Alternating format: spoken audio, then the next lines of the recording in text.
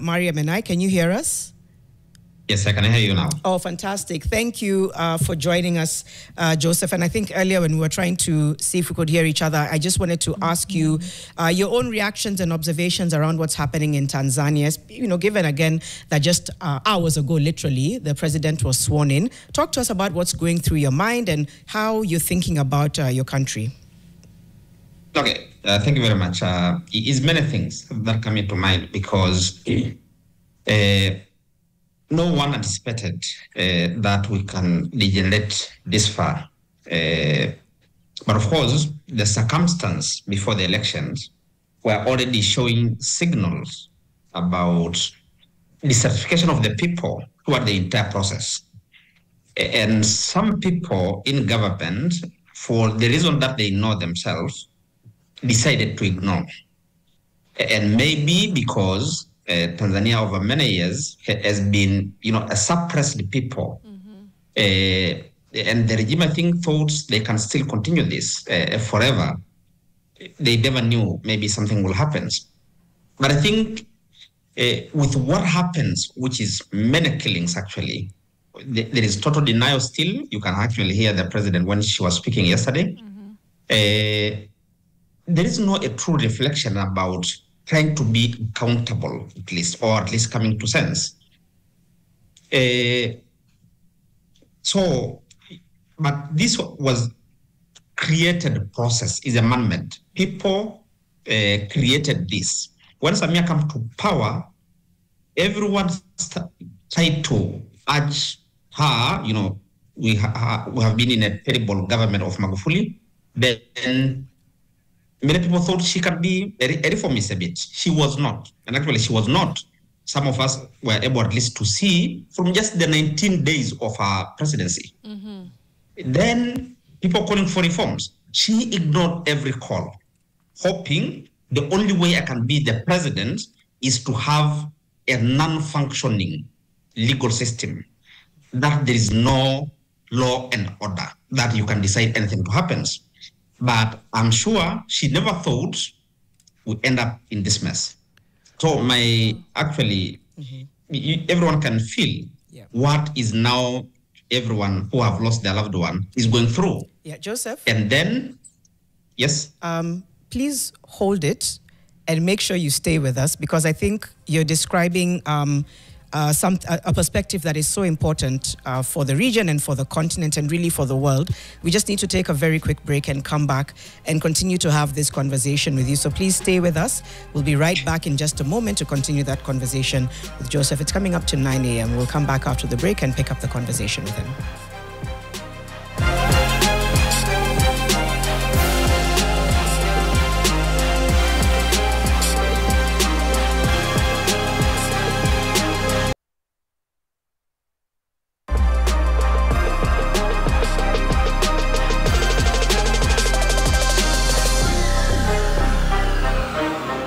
Welcome to the final hour of Fixing the Nation. We are live on Nation FM, on NTV, on YouTube, on Facebook, anywhere with a broadcast or internet signal. Let's get into our news fix for the hour now.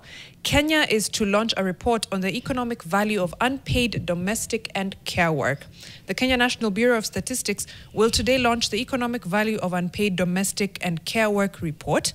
The report themed, quote, recognizing economic value of unpaid domestic and care work through official statistics for evidence-based policy and decision-making, seeks to highlight the contribution of unpaid care and domestic work to Kenya's economy and gender equality goals under Vision 2030 and the UN Sustainable Development Goals. Principal Secretary for Economic Planning, that is Dr. Boniface Makoha, will preside over the launch alongside senior officials from the Kenya National Bureau of Statistics, the State Department for Gender Affairs, UN Women, and other development partners. This is really good. I love that we have data that we can use to then form policies around unpaid care work. And this is something that a lot of people have been pushing for. It's a conversation we've also had. The work is happening. Just because you have not valued it monetarily doesn't mean it does not have value. It's quite literally the work that holds our systems together. Oof, that's really well said. Yeah. When you're thinking of the people who do their own unpaid care work, that's one thing. Then the unpaid care work that's, again, holding people up. The cooking, the cleaning, the nannying, the tutoring, the helping with homework, the walking to school, the taking care of the elderly, the taking care of those who are unwell. All of that. Oh, yeah. This is a very important step, and hopefully we'll just be able to keep following it. Now, the other news fix we have for you is Parliament has announced a major step in Kenya's food security and energy agenda following the rollout of a 2.98 billion shilling electrification project at the Galana Kulalu irrigation scheme.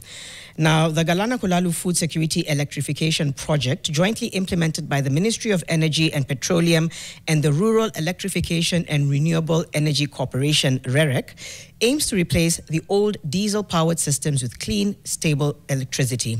During an oversight visit to the site, the Senate Committee on Energy, led by Oburu Oginga, said the project was a symbol of Kenya's commitment to sustainable development. These are both really good stories because we've been tracking these developing stories of unpaired care work as well as clean energy, even when we spent some time in Naivasha recently during the conference. To see steps being taken, I think it's encouraging. It really is. Yeah. No, you're right. I think, the fact that we do have a really huge proportion of our grid being clean energy is a win. We're starting off with a win. Yeah. So it's like, how do we integrate everybody who is not green yet into this green system? Absolutely. Also, Naivasha was lovely. You've taken us back. Triggered a memory. Let's get back into conversation around what's happening in Tanzania now. And we are on call with Joseph Oleshangay, who is a human rights lawyer. He's also a Tanzanian citizen. And we were just threading basically his thoughts on what has happened. And you said, you know what, you saw the signs, or the signs were very visible. But walk me through the descent. Was it rapid or one step at a time? And I mean the descent into this kind of authoritarianism, and how does it compare to President John Pombe Magufuli's presidency? Thank you very much. What has happened is a build-up of a gradual process of many years. So it's not necessarily about this year. It's of many years that institutional are not working. You cannot go to courts and get anything meaningful. System of governments are not accountable. No rule of law. So what do you expect is there must be a bones somewhere. And one thing I actually wanted to say, in 2022, Tanzania held a national census. A population was 64 million. 51 of it were young children. Now the National Electoral Commission says 37 million people, almost 57% of that population registered to vote. That is almost an increase of almost 7 million of the adult populations were registered as voter. What does this mean? It's a rigged process. So the registration of voters was not a reflection of the reality. Right. Sorry, so that's why people are not contesting outcome of election. Sorry, I just wanted to do that math with you before you get into why people are contesting the election. So there was a census that said Tanzania has 64 million people, if I'm correct. 22. Sorry? In 2022. In 2022. In 2022. Yes. Then of these, how many were under the age of 18?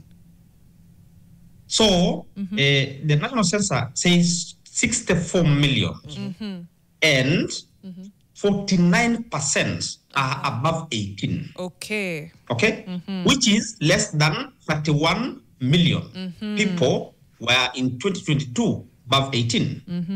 Then that report says the population growth is 2.7. So there is an increase literally of 1.7 million people per year, which is a youth. Right. Is a growing population.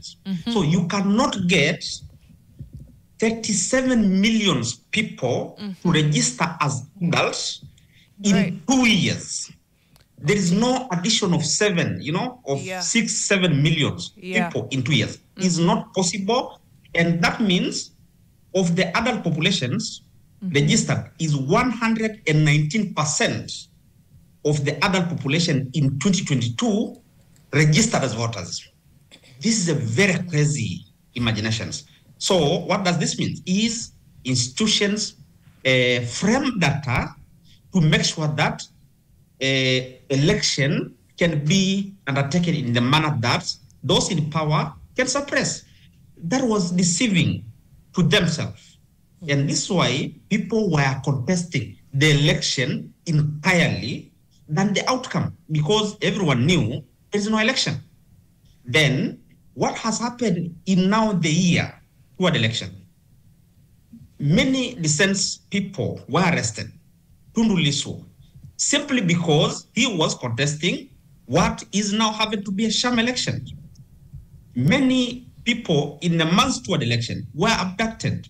Now, disqualifying the opposition, Chadema, because some people make some very scary arguments. Chadema was disqualified by two institutions. One, by the Register of Political Parties. Second, by National Electoral Commission, by the way. And then by the court. The court issued an order. They cannot do anything. This means also they cannot elect candidates to participate into the process. Right. Then the other opposition presidential candidate was disqualified. So Samia was running against her own shadow, which in my opinion, she was defeated by her own shadow. She was to win against herself, which I think is a very terrible for someone to be in that process. And I think the most important things for now is to reflect. Why have we come to this? Is because, Kenya have been in this process, 2007, is because some people ignored the sign. There was a referendum in 2005 in Kenya. Some people ignored that. And then they come to sense after killing many people. Right. Now in Tanzania, we are in a crossroad of whether we can be like Kenya after 2007.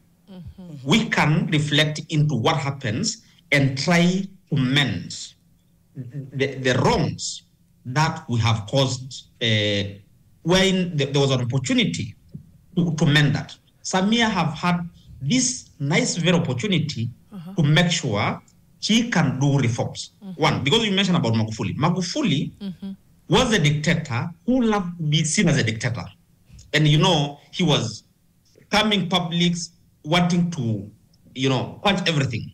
Samia come with an image of a mother, soft-spoken, but in reality, has been terrible than Magufuli. Not only for what has happened of the killings, the many abductions that has happened in the last 2 years. Right. The suppression of the communities that are not in touch with the mainstream. So she was using the image of the mother and the way she spoke soft compared to Magufuli, right, and the reign of terror that we have had with Magufuli, to lie and deceive to everyone that all is okay because the mother is in command. I think that was, now everyone understands. Yeah. That's is wrong. Yeah. I have so many questions. You've painted some parallels of us post 2005. We had a referendum. No carried the day at the time, and we didn't get a new constitution. Then we went into 2007, and things were so dicey. But pre 2007, there was already divisive politics being played. Yeah. It didn't start at that time. There was, of course, the tribalism agenda, which was being pushed down people's throats. To closer to the election, there was arming of people. These things don't just happen, in a vacuum. But for us, it was tribal politics, and that was the divide and conquer and what led us there. And essentially, getting us back together was a unification of us as a country and reminding us that we are one. That was the message. When you think about Tanzania right now, what is the divide and conquer strategy? What is used to separate people? For example, if you're a supporter of CCM versus Chadema, is it that, or is it tribal politics? Is it economics? What's the divide and conquer that's used right now? Unlike Kenya, Tanzania at least does not have this strong tribalism.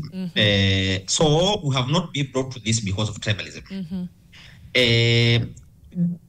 We have been brought by failure of institution that ordinary people do not, because it's important to reflect. In 2020, there was a very serious suppression. In 2019 of election of the local government.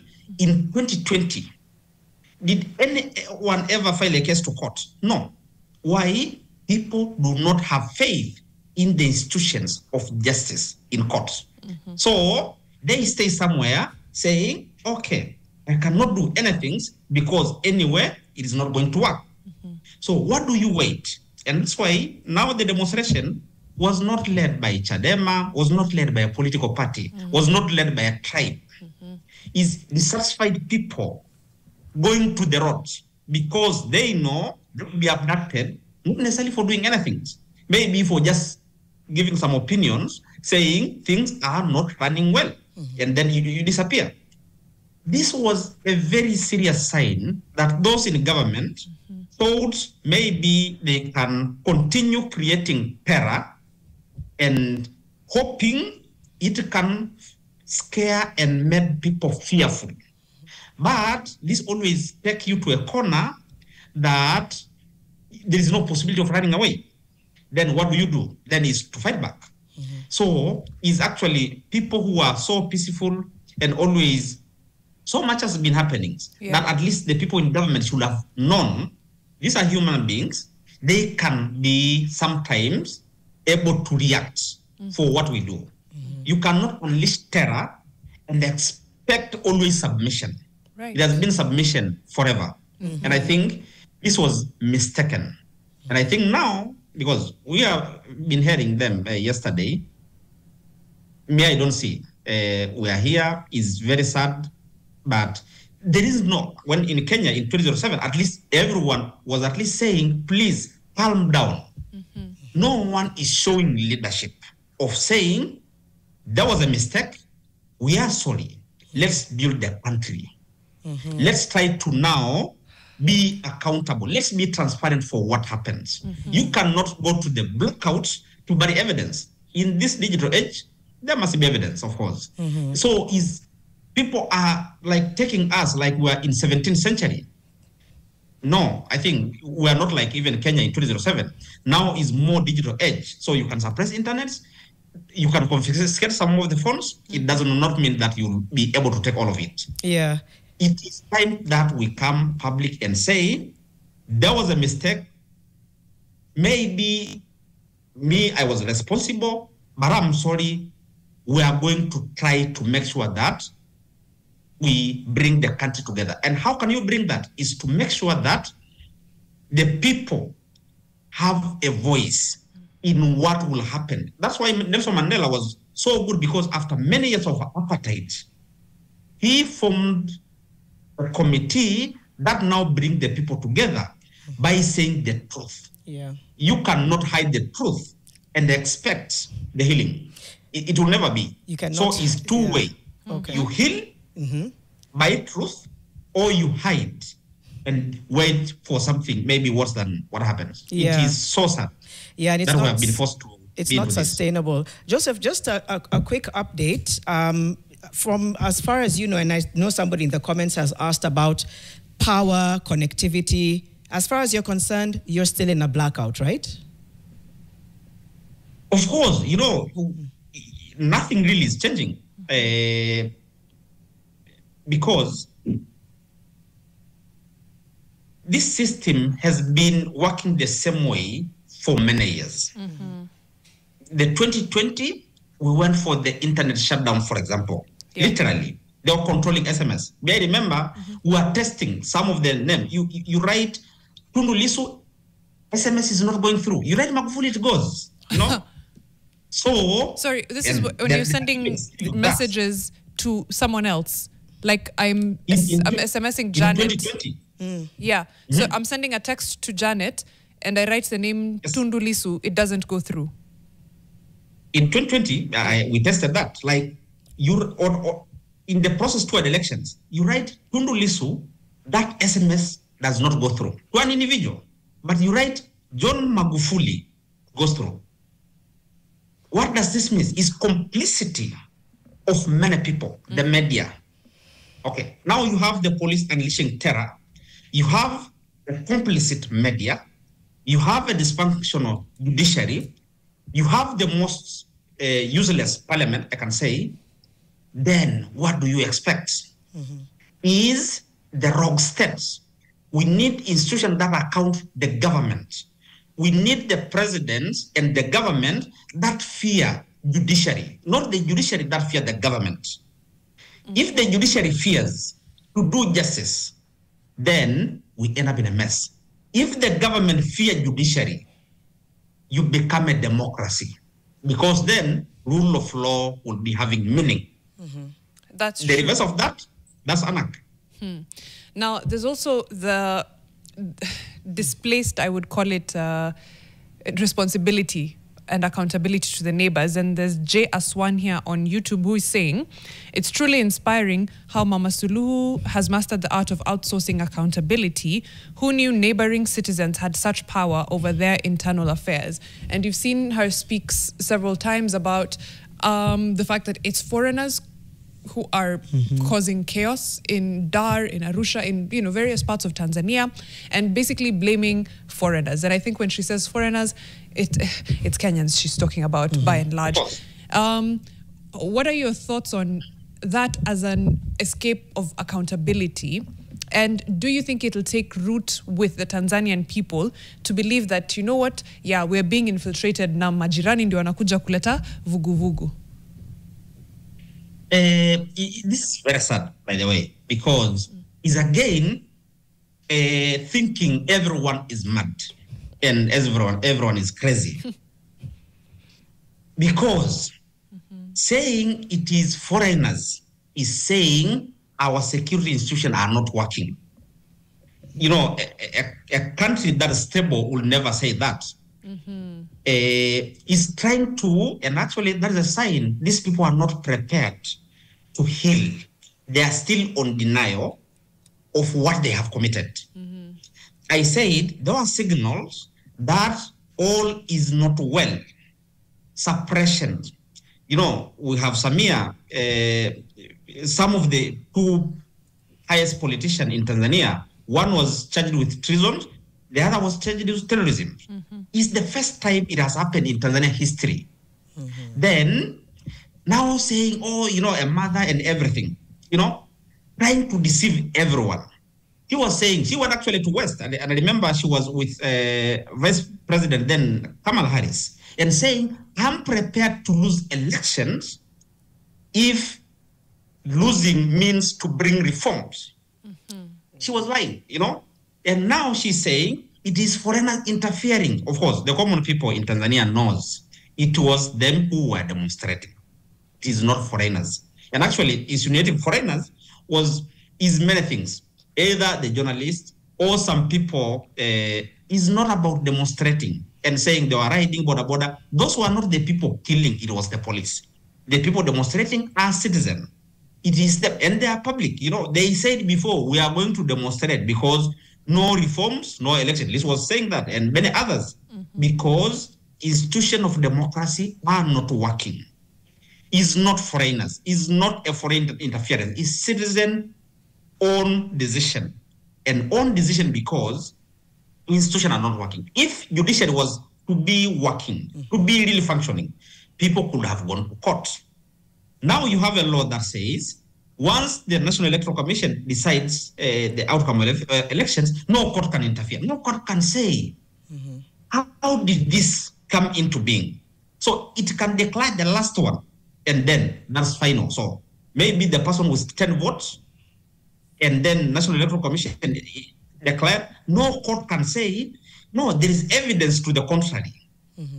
That is bringing anarchy.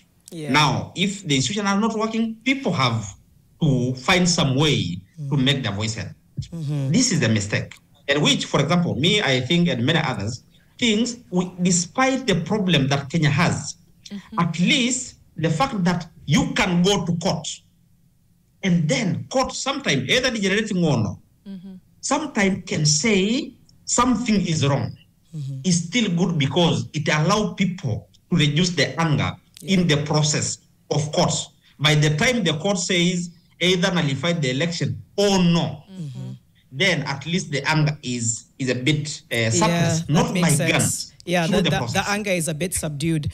Joseph, I know we just have a few more minutes with you, but I wanted to find out from you what you think needs to happen next, because so far we have an internet shutdown, from what we understand, a power outage. There's a new president who's saying from today, people must continue business as usual.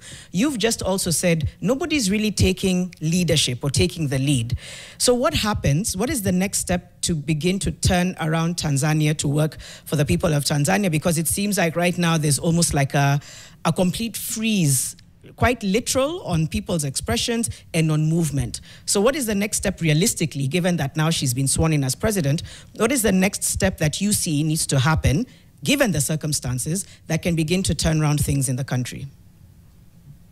I think the most important things that need to happen is accountability. Without it, there will be recurrence. If